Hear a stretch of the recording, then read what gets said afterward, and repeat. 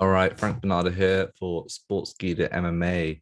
Joining me today is Cody Brundage ahead of his upcoming bout against Dalcha Lungiambula at UFC Fight Night, Santos versus Ankalaev. How's it going, Cody?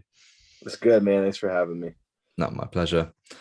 Um, we'll get into the fight soon enough, but first, I just want to get your thoughts on UFC 271, just gone down. Big fight between Israel Adesanya and Robert Whittaker.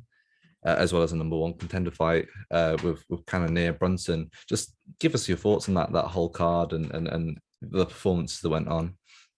I thought the card was good. It kind of went the way I thought it would. I think Israel's a super intelligent fighter, and he does what he needs to do to win. I know there's some controversy a little bit about the decision, Hmm. but I thought he won. I thought he did enough to win.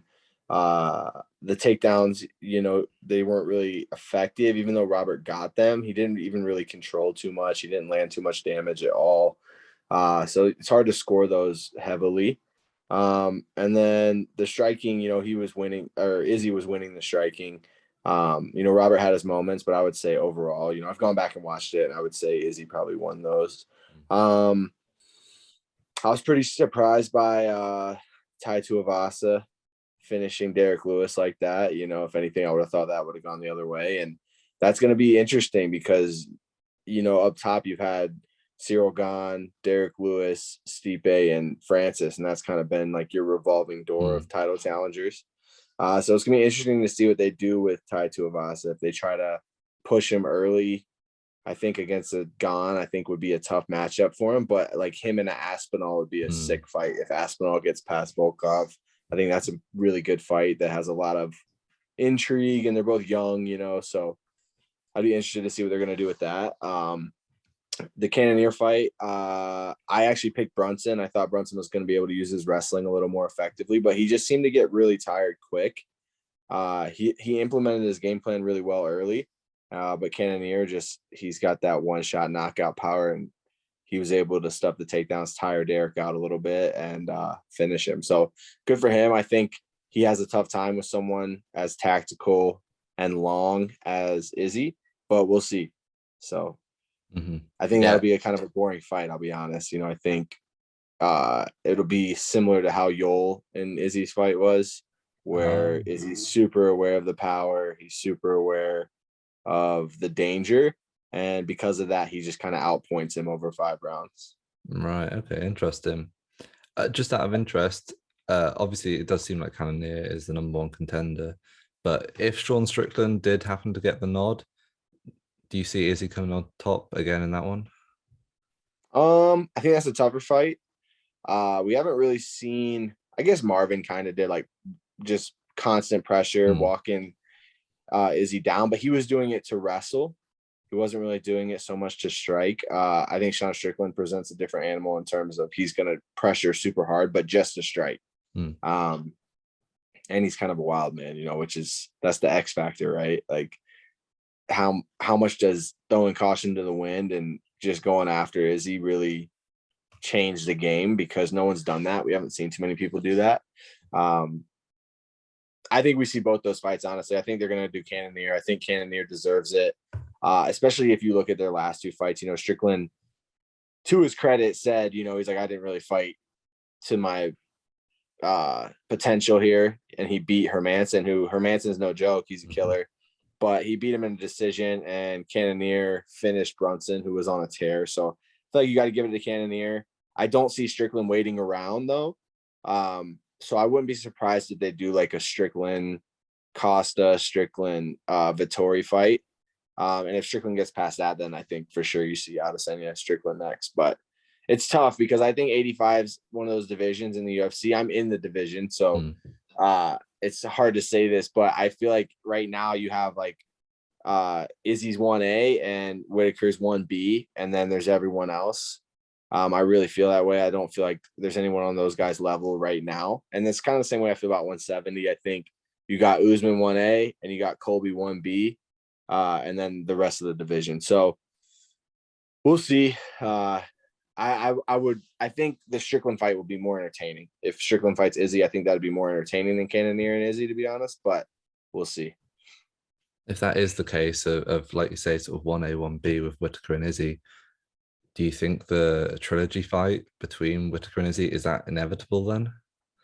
I would think so. Yeah, I Hmm. think depending on if because Whitaker's younger than Izzy, and if he decides he wants to keep fighting for a decent amount of time, I don't see anybody in 85 beating him. Um, I don't know what the matchup they'll make. Maybe Marvin and Whitaker would be the match to make. I'm not sure, but they have a lot of stuff they can do. I just don't see anyone beating Rob. I think he's super talented. He's got really good striking, really good wrestling. Um, yeah, like I said, I think him and Izzy are far and away the two best guys. So we'll see what happens, but I think that third fight will happen for sure. But yeah, let's talk about yourself now then. How's training camp going in this time? You know, being able to like you got the full well, I'm not sure how long have you known about this fight and how is training camp going? I've known it for maybe 12, 13 weeks. So I've had the Mhm. full camp, but it's nice to be able to prepare in terms of like here's my game plan, like for this guy. Because before my Maximov fight, I was always in the gym, but I was training for a southpaw boxer, and then I fought a guy who literally is just like a leech wrestler. So that was kind of difficult. I wasn't really preparing my game plan, but I wouldn't say that I really have camps because we're always in the gym. I'm at Factory X, like it's kind of Mhm. a requirement. I'm always in there, not just for myself, but because like maybe my teammate needs a look like me or and they're gonna do the same thing for me. So if I'm not there for them, it's not really, fair for me to expect them to be there for me. So we're always in the gym training, but it has been nice to be like, okay, here's some things we can work on specific to this opponent, and just feeling prepared that way, feeling sharp that way. But yeah, it's been training camp's been great. Like I said, I've known about it for 12, 13 weeks, which is about the maximum amount of time I would like to know about it. There's definitely a fine line where I don't want to be thinking about a fight for 4 or 5 months. I think that 3 month mark is pretty perfect to kind of zone in on a game plan and think about somebody, but not overthink it. Yeah, perfect. Um, I'll just get to Lungiambula in a moment, but your previous opponent, Maximov, did you catch his most recent fight Yeah. against Puna? Yeah, I did. What did you think of that? Some people saying they're not completely agreeing with the judge's decision. Uh, I'm biased, obviously. I feel like if you score it based off MMA, Yeah. Maximov won, and I know it wasn't a very exciting fight. It wasn't like super. People love stand-ups. People love to see knockouts. People love to see damage in general, and there wasn't a lot of that. But that's not how you score a fight. It's kind of like the same thing that happened with Sandhagen and TJ Dillashaw. I would say Sandhagen definitely did more damage, but TJ Dillashaw won the fight based off of the scoring system we have in place, if that makes sense. Mhm. It is a sport. Because I felt like when I fought Maximov, like leaving the fight, I was like, I did way more damage, but I knew that I lost. You know what I'm saying? Like I felt like I Yeah. had landed more shots, done more damage, had the more impactful strikes. But that doesn't necessarily win you the fight. And I felt Puna's pain a little bit because that guy is relentless, man. That's like his greatest quality. He does get tired, but he knows I'm going to get tired because his game plan is literally I'm going to be Mm. relentless in my wrestling, which is a really exhausting game plan. But he does that because he knows if he doesn't do that, there's a good chance he's going to lose. You know what I mean? Mhm. So he's a winner. He finds a way to win. I actually picked Puna in that fight. I'm glad Nick won because obviously that looks better for me. I didn't think he'd be able to implement that game plan. Uh, because when I fought him, I felt like the only way that he was able to take me down was when he took me to the cage. Because anytime he shot in the open, I was able to stuff it pretty easily. But he was able to get the takedowns on Puna. Puna was going like a kind of a weird defense where he'd Mm. sit and try to go switch instead of meeting him, which I thought was odd. But yeah, I thought Nick won. But I could understand why people were upset with it or bored with it and maybe wanted Puna to win, thought Puna won. I thought based off the scoring though, Nick deserved the nod for sure. Got you. Are you the sort of fighter who, with matches like that, especially considering the short notice nature of it, do you want to get it back in the future, or is it, let bygones be bygones, on to the future? I mean, I think any loss I've ever had, I'm like, I want to get that back Yeah. a little bit. Especially, I don't know. I feel like my losses as a pro, like I lost to William Knight in a fight that I was dominating and then lost. And then that fight, I remember leaving that fight and just being like, damn, I could give so much more that I didn't give, which was a good lesson. You know, I don't want to ever leave the cage feeling that way again.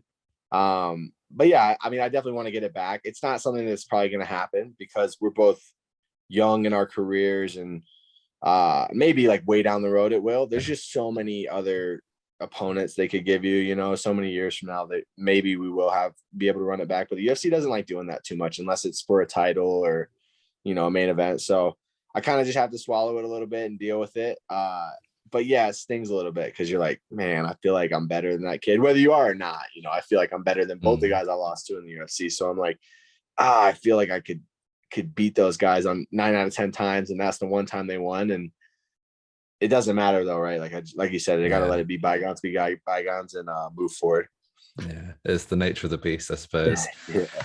Lungiambula, what do you make of him as an opponent then? I think he's super dangerous. You know, I think he's very explosive. He doesn't have very good cardio. I think, you know, he's fought 4 times in the UFC. None of those fights does he appear to really be a different guy. You know, he's going to do what he's going to do. I know he changed camps. He went from Extreme Couture to Sanford MMA. I know he made that change. And before Extreme, he was somewhere else. So I don't know. I always feel like that's a little weak when I see that, like, oh, you lost a fight, so then you left your gym. And sometimes there's a need for that, right? I don't know his whole situation. I don't know anything like that. I just feel like I'm not going to jump ship after a loss just because of a loss, you know? And I'm not saying that's what he did, but that's what it looks like on paper to me. But yeah, I mean, I think it's going to be exciting. I think everything he throws is to knock you out and to hurt you bad. And then it's just going to be on me to not let that happen and kind of put a pace on him that really breaks him. And I feel like that's my greatest attribute, is that I can put a pace on someone, especially someone with bad cardio, you know, training at elevation and training as much as I do. I feel like I have a good style to kind of match that guy who wants to come out and finish it quick because they maybe don't have the gas to go 15 minutes. Oh, yeah.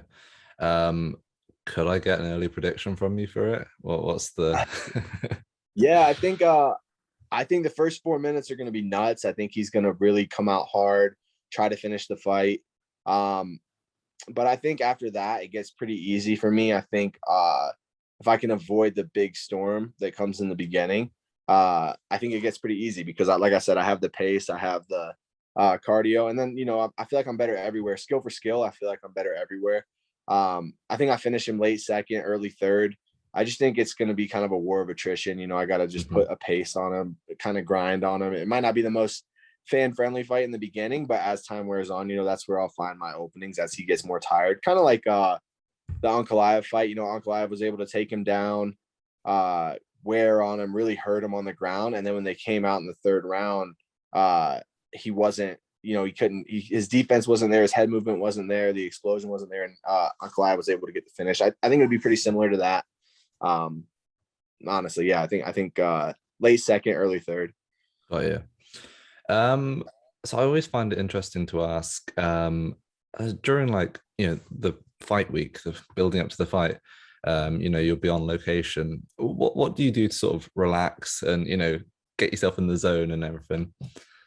So when I was out there with my buddy Colin, he's a big hockey fan, so we went to a Golden Knights game, which I mean, he loves that. But I mean, I don't really do too much. You know, I feel like we might go out like to the mall. There's a mall like near the on-site hotel that we go around, walk around, do a couple shakeouts like throughout the week. Nothing crazy. Maybe we'll go to a show or something. They've kind of loosened, not like really made it super lax with the COVID, but they've definitely loosened the restrictions a little bit.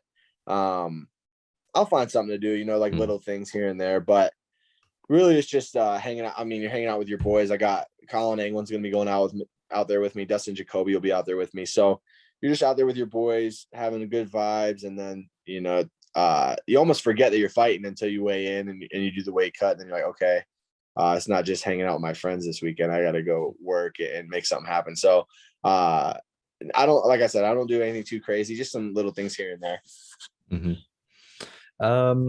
Speaking of teammates, correct me if I'm wrong, but Josh Fremd, is he a teammate of Yep. yours? Yeah, Yeah, that's recently my boy. signed to the UFC. Set to be on the latest episode of Any White looking for a fight. Yeah.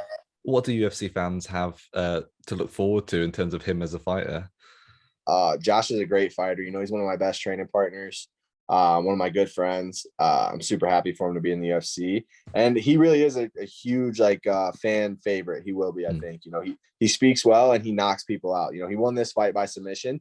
Well, that's not usually par for the course. No, he's been putting people out, and he's got one shot knockout power, which everyone, like I said, everyone loves. He's a great striker, dynamic striker, and he showed his wrestling against a D1 wrestler in this last fight. So I'm excited for him to get in the UFC.